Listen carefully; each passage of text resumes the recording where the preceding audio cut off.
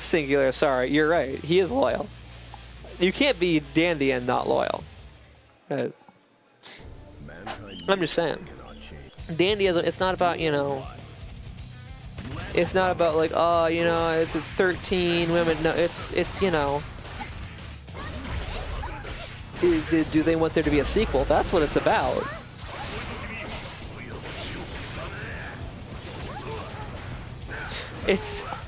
It's about, you know, she goes and meets her friends, and her friend's like, so how was it? And she goes, you gotta get in on this shit. All right, we can share him. You need to experience this. That's what dandyism is about. You need to see what I have seen. That's what it's about. That's the standard that you have to aspire to be a dandy man. Or a dandy sapphic woman, for that matter. You wouldn't say him in the case of a sapphic woman. You'd say we can share her. You need to experience this, but nevertheless. Nevertheless. Plus, like, do you think Slayer is a selfish lover? His wife is willing to have be his main source of food for eternity. You think he's a selfish lover? I don't. Anyway, I've been talking about sex for far too long.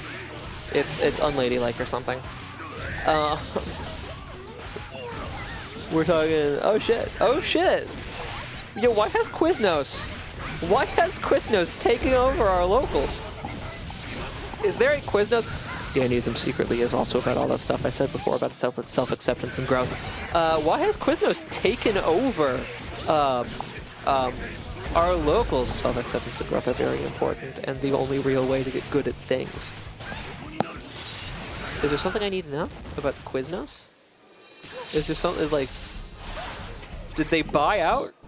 Quiznos is about whiffing flash kick. Quiznos is about running ads in like 2014 that I remember existed, and I remember nothing else about. Quiznos is about subs, I believe, and I think that they're hot. Maybe, but subs aren't hot. Are they melts? Subs aren't hot. Other than meatball subs. Meatball subs could be hot, but even then you don't really get the meatball sub and it's hot. Quiznos is about some kind of food where they're subs and they're toasty, but they're toasted subs. They toast their subs. Quiznos is about toasted subs. That's right. Thank you, the mix-up. They have saved me from my abyss of no Quiznos knowledge. And apparently Quiznos is also about legally owning the Guilty Gear Strive bracket, I guess. Trademark Limited Liability Corporation or something. I don't know, but everybody's Quiznos now. Waffle House no longer has a fan club. I don't know if Blitz is still involved. Yeah, Conic Tasty. The thing about tasty, though, the word tasty is that toasty. No, I just forgot. Yeah. No, yeah, I thought it was tasty. I was like, that doesn't say toasty in it, but it literally does. However, I forgore. Because when those were airing, like this was, in my mind, Donald Trump and Quiznos don't overlap. All right. Which means that I was at oldest like 17 when they were airing Quiznos stuff. Maybe 18, that's pushing it. So I don't remember shit. All I know is that everyone is now sponsored by Quiznos, and that they sell sandwiches. I guess maybe eat one? I don't know. They put the name in front of your face. Suppostus apparently thinks that their sandwiches are sexy. His words, not mine. I'm not sure what that's about. Eat the sandwich and Guilty Gear play. Is that an explanation or a separate statement? I need to know. I need to know. For what I would tentatively call mental health purposes, I need to know. Whether that is you elucidating on what you said, or really eat the flash kick and reversal sub. That's true. We like the gear because it's good to us. This is true. This is true. Guilty Gear is good to us, okay? People made...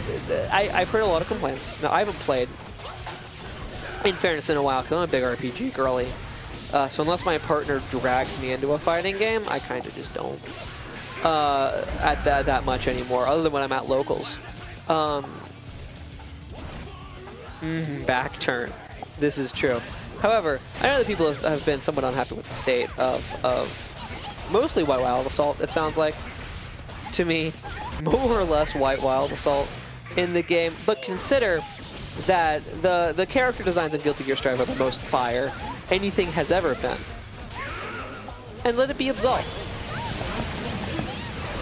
As much as I love Street Fighter, and as much as Blanca is my son, I will legally adopt him, and you cannot stop me. Ino is a rock and roll witch, and that's the sickest sentence that I've ever heard. But all it did was hurt me tonight. Well, you know, there's a very important question. Okay, there's a very important question you have to ask when something you say is good to you hurts you, and that's, was there a safe word involved? Because if there's a safe word involved, it's kosher, it's kink, it's consensual, it's safe, sane, and consensual, it's fine. If there's not, is it good to you? Is it good to you? I really, if anybody is watching VODs back in the future, hello from the past, what is it like in the future? Please tell me it's not worse, because I'm scared. But if anyone's watching VODs back in the future, I am so sorry that I am just not talking about the games, just not even a little bit, not even at all. I'm gonna be honest, I'm just having too much fun talking bullshit to think about what's happening in front of me. Like, I can see what's happening in front of me. Mooni is up 2-1. She's brisketing all over jaqworld, doing all of the Bridget things, and they're not having a good time with it.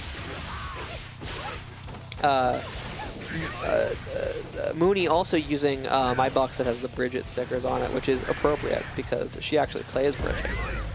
So I just want you to remember. I am the reason this match could happen. That's my controller. That is my controller down there. If there were no me, there would be no this bracket match. Bridget, well, she has to be zooping around. That's her whole thing. That's what she do. All she does is be trans and zoop around. And as much as the turfs would have you believe otherwise, you can't just be trans at someone until they die. But you can zoop at someone until they die, as Bridget has demonstrated twice in this set. You can simply zoop until the person on the other end of the zoopage is dead. It is true. It's facts. I've seen it. It's been done to me. I've done it to others when I've played Bridget a little bit. I know that it can happen. I also know that Ice and Storm. F in chat. First is Kirby with the yo-yo ability. Well, Bridget is the shape of a woman, and that is a very good shape. But Kirby is the shape of a friend, and that's maybe the best shape. That's maybe the best shape. So it's only fair that Kirby with yo-yo is a favorite yo-yo character, because Gerbil, Poyo, you know? Does Bridget say Poyo? No, but Kirby says Poyo. My first favorite character with the yo-yo is me when I have a yo-yo. My least favorite character with the yo-yo is me when I have a yo-yo. So it just goes down. And then I sit there and I think, how the fuck do people make it do other stuff? It's just there now. Its gravity won't let me do other things with it. What magic do I not know that apparently everybody else knows? And then I wrap the yo-yo back up and I put it down and I say never again. And then I see the yo-yo and I think, oh, fidget, and I pick it up, and it's a vicious cycle. Bridget should say Poyo. We should all say Poyo. How to do good with a yo-yo, but like, it's chill. Now, I need to be good at things because I was a gifted kid, so I internalized the idea that I need to be instantly good at everything that I do, or I will never be even okay at it. And I've accepted the growth mindset, which is what I was preaching earlier about dandyism, the growth mindset. It's all about having a growth mindset, because you can get better at things. And if you embrace the process of getting better, you will get better.